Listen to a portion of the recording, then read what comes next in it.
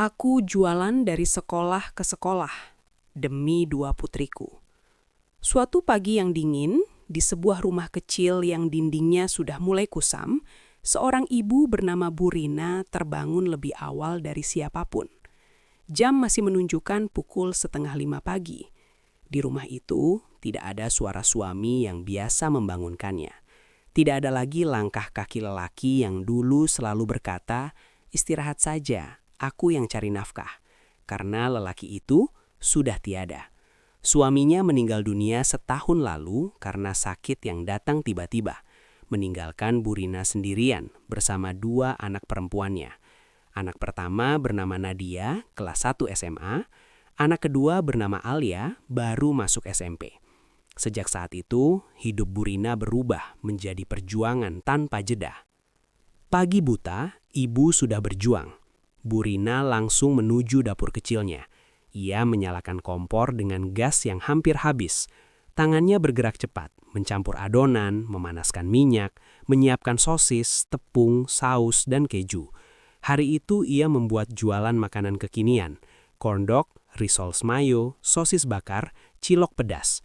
Semua ia buat sendiri, bukan karena ia ingin terkenal, bukan karena ia ingin kaya, tapi karena ia tahu, kalau hari ini ia tidak jualan, maka hari ini anak-anaknya bisa tidak makan. Dari satu sekolah ke sekolah lain. Pagi-pagi sekali Bu Rina berangkat. Di punggungnya ada tas besar berisi makanan dagangan. Di tangan kanannya, ia membawa termos saus dan sambal. Ia berjalan kaki menuju sekolah pertama. Kadang naik angkot kalau punya uang. Kadang hanya berjalan sambil menahan pegal di pinggangnya.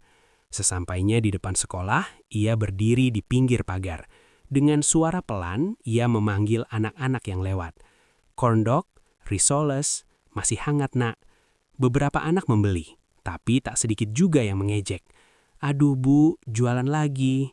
Bu Rina hanya tersenyum, meski hatinya terasa seperti diremas. Rintangan datang dari mana-mana. Pernah suatu hari, satpam sekolah mengusirnya. "Bu, nggak boleh jualan di sini, sudah ada kantin." Bu Rina menunduk, lalu mengemasi dagangannya tanpa bicara.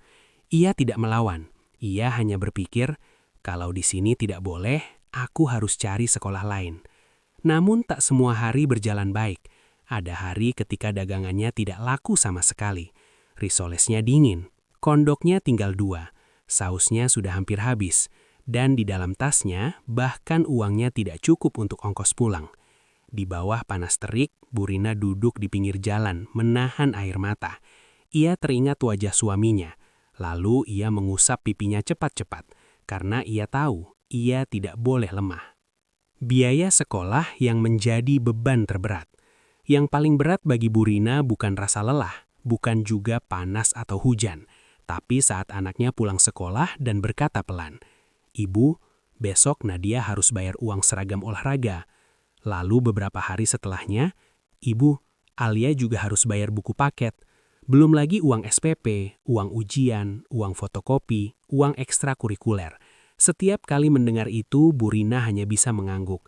Padahal dalam hatinya ia panik, karena uang yang ia pegang kadang hanya 20.000, dan ia harus membaginya untuk makan, gas, listrik, serta ongkos sekolah. Malam-malam Bu Rina sering tidak tidur. Ia menghitung uang hasil jualan, berkali-kali, sampai matanya merah.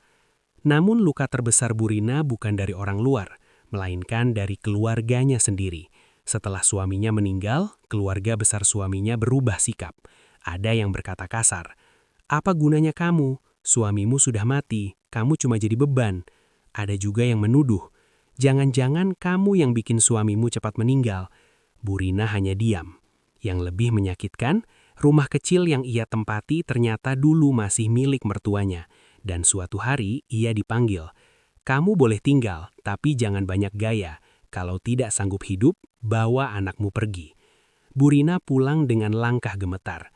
Ia menangis di kamar, tidak ingin anak-anaknya tahu, karena ia tidak ingin dua putrinya ikut merasakan kebencian orang dewasa. Anak-anaknya hampir putus sekolah.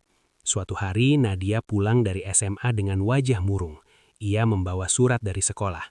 Bu Rina membukanya perlahan. Tertulis di sana, tunggakan biaya sekolah. Bu Rina langsung menahan nafas. Tangannya bergetar. Nadia menunduk. Ibu, kalau memang berat, Nadia berhenti sekolah aja. Mendengar itu Bu Rina seperti disambar petir. Ia langsung memeluk Nadia erat. Jangan ngomong begitu nak, kamu harus sekolah. Tapi uangnya dari mana Bu? Bu Rina menangis. Untuk pertama kalinya ia tidak bisa menahan air mata di depan anaknya. Lalu ia berkata dengan suara bergetar, Ibu mungkin miskin, tapi ibu nggak akan biarkan masa depan kalian ikut miskin. Ibu memilih menahan lapar. Sejak saat itu, Bu Rina bekerja lebih keras.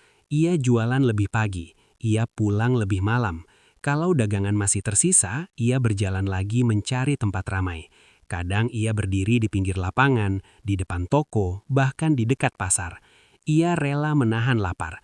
Ia lebih memilih anaknya makan ayam, sedangkan ia hanya makan nasi dan garam. Jika uangnya kurang, Bu Rina meminjam, bukan untuk gaya, tapi untuk buku sekolah, untuk sepatu, untuk uang ujian. Hujan, panas, dan rasa malu yang ia tahan sendiri. Suatu sore hujan turun deras. Bu Rina belum pulang. Ia masih berdiri di depan sekolah terakhir, berharap ada yang membeli. Bajunya basah, rambutnya menempel di wajah, tangannya menggigil menahan dingin. Seorang anak membeli satu korndok. Anak itu berkata, Bu, kasihan, ini saya beli 2 ya. Bu Rina terdiam. Air matanya jatuh, bukan karena sedih, tapi karena akhirnya ia merasa masih ada orang baik di dunia ini. Malam itu Bu Rina pulang membawa uang 100.000 lebih sedikit. Jumlah itu bagi orang lain mungkin kecil, tapi bagi Bu Rina itu adalah harapan.